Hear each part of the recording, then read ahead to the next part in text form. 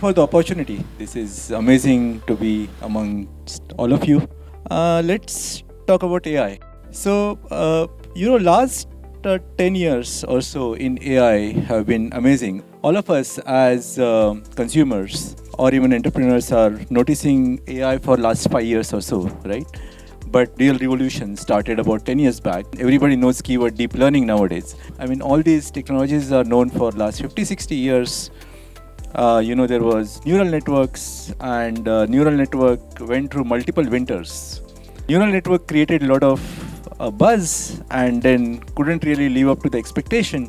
And then there was winter, right? I mean, we had experienced 2, 3 such kind of winters, and the latest winter was somewhere between 1995 or 90s to 2010 or something like that. Then in 2012, something very interesting happened. Jeffrey Hinton and some of his students trained a network called AlexNet, which demonstrated that they can really train large neural networks to do computer vision. Right? And computer vision benchmark that time were having far more error rate, right? Human error rate was about 3% on a benchmark, whereas computers have error rate of about 30% or so. But with AlexNet, they showed that they can really train a large deep learning model, and they brought down the error rate less than 10%. And today you can see that computers can probably see better than us.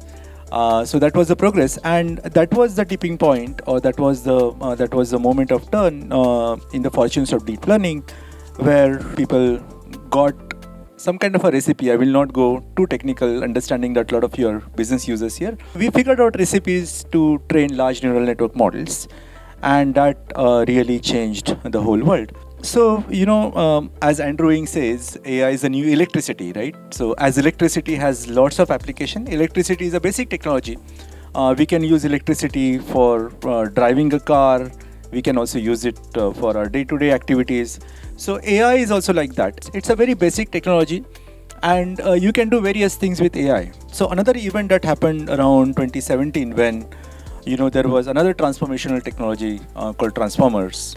Again, that was a research paper by fellow Googlers. So transformers is what is being used as an underlying technology for all AI applications. So transformer is another landmark technology, and third landmark technology is what is called as transfer learning. Since you're business users, if you talk about AI, you know that you require huge amount of data to train AI. That's what we are always told, right? We require a lot of data. And this data, the need for data grows proportionally to the size of the model, right? If you use large model, you need large amount of data. I mean, that's how it goes. But what transfer learning did is, they showed that you can use AI, which is trained on a large amount of data, and you can take that model and customize to your own data set. Which is again very, very transformational, especially for many companies who do not have a lot of data. Take an example of a manufacturing company, right? Manufacturing company may not have a large amount of data to detect, let's say, defective pieces in the production. So how can they use this technology? So let's say there is a model that is trained on cats and dogs, because those are the most popular pictures on the internet. And cats and dog pictures, there is an AI trained on that. There is a vision model that is trained on that. So you can still use that particular model to detect, let's say, faulty machine part, which sounds like a science fiction. But that is another thing. So now we have models, and you don't have to train any of these models from scratch. So one of the message that the first takeaway from this talk would be, you don't have to train AI from scratch going forward. You can use what is called as foundational models, and you can use these models to solve problems in your own domain. So what are the tools that are available to us today as a business person, and how AI will impact? So let's try to understand a bit about it. We have let's say what are different type of data sets that we see, right? So we have text data, which is in abundance in the business. We produce text all the time. Then there could be imagery, right? There could also be video data and a lot of sound bites. These are called as modalities in a technical term. So we have now large models or large deep learning models available for each of these modalities. So if your company has large amount of text, so for example, if you are HR firm whose job is to screen candidates. Today you might be recruiting a lot of humans to do that, a lot of HR analysts to do that. But with large language model, you can take resume and tell computer, here is a resume, tell me what is the experience of this person, summarize this resume for experience of the person. And nowadays AI is actually giving you this information in no time. So this is just one use case where what is happening is you are essentially able to boost up the productivity of your HR analyst. Take another example in, let's say, in law firm, right? So where lawyers have to go through a lot of previous cases and they have to write about the case and things like that. So now what AI can do is AI can look at past judgments. They can summarize that case for you, what kind of legal points were placed, what kind of sections were applied, and what was the outcome.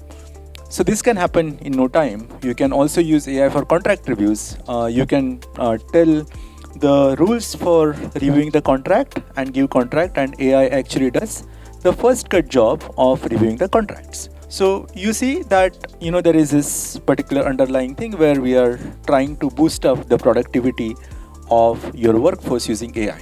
So what does it mean? It can mean two things. One is that you require lesser number of people. That doesn't mean you have to fire people. Probably if you get more jobs, you'll be able to do far many more jobs with the same amount of workforce. And you can solve far many interesting problems that were almost impossible to solve. So I'm particularly excited about solving problems that help tackle some of the problems which is facing the humanities, such as let's say climate crisis, or finding out alternative material to, let's say, something like plastic, bringing education, health to everyone. AI will make it possible. I was looking at a demo of some tool, some AI, which is Gemini, released by Google yesterday. I saw that you can take a answer sheet written by student in the handwritten answer sheet, and it evaluates it. It also gives you feedback. Now this is transformational. In one line, AI is boosting the productivity.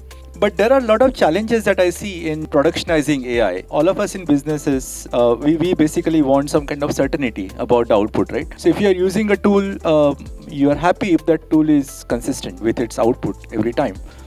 But with AI tools and the kind of things that it does, it can produce sometimes randomized output, different output, and many people are not really comfortable with that. So I see that is one of the main challenge in making AI adoption in the industry. Even everybody is excited about it. Yeah, we want to use it, but when it comes to real integrating with product, everybody just takes a backseat saying that no, we cannot do it. So I think I'll spend a couple of minutes talking about how you can mitigate some of these things, right? So I have been working with a lot of businesses or with products where I have built machine learning systems, and these systems are again will not give deterministic output every time. So we have human raters or some kind of trust and safety operations. You can deploy AI, and what can happen is that whatever output AI is giving, you can pass it through, let's say, human raters, and see whether the output of AI is consumable or it is in line with ethics of your business or your business policies. And that's how you can train AI also to judge the output generated by AI. It doesn't have to be AI. If you can recruit few human raters, they can also do that job for you. So we require to think slightly differently, and I think this line of thinking is needed if we want to see a radical adoption of AI in the company. So I would urge all of you to think about how to do it. Don't give up just because AI doesn't give you deterministic output every time. So we need to figure out different ways, different policies to tackle these challenges. Okay, so these are a couple of important points I want to talk about, and where we see currently large use cases of AI. I mean, if you have, let's say, large amount of documents, if you have text data, feel free to use AI because AI is doing really well in summarizing the documents, large amount of documents. You can also use, let's say, a document containing images and text. So these are multimodal documents. AI is also able to understand multimodal documents. It can also generate images, but image generation technology still requires some more amount of work, possibly to have a real life feel. but you can still use it for certain use cases. And it's also important to figure out, right? I mean, instead of, so another concern that I see in the business leaders is that AI might be very costly, right? Because you will be using certain APIs from different platforms. So I would say that you should figure out what type of model is good enough for your use case. Don't go after the largest and the most powerful model. Of course, it will solve your problem, but also try to figure out whether there is any smaller model that can solve your use case, that will also optimize your cost. So that is another thing. So evaluate, right? And one more challenge that I see in AI adaptation is the evaluation, right? How do you really evaluate AI technologies? So all of you should definitely invest some time in figuring out how to evaluate AI.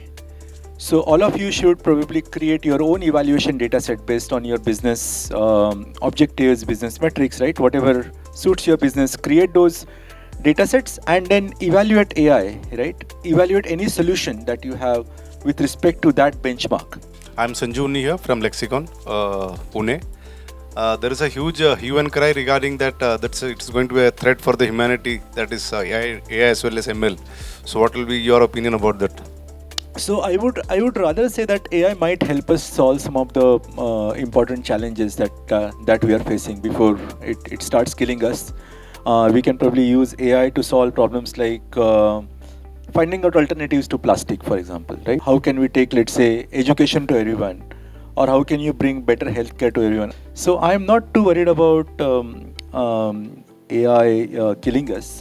There could be some of the issues are realistic where we might, I mean, some of the job losses, especially where people are doing repetitive type of jobs, right? Those jobs are in danger with AI coming in. But I actually have another take on it. I mean, let's look at it. Let's not cut the jobs, but let's get more work done with the same amount of people, right? So AI can be a very, very faithful assistant, which can help you do, let's say, 10 times more work. You mentioned something like it can identify alternatives to plastics. So how does that work? That statement was coming from a recent DeepMind paper, which was predicting newer materials that are not known to us. So they trained an AI model that was able to tell us different materials that are possible that we can use. So I'm hoping that there are certain materials which are which can be decomposed and they could be alternative to plastic. Thank you. It was wonderful interacting and lots of interesting questions.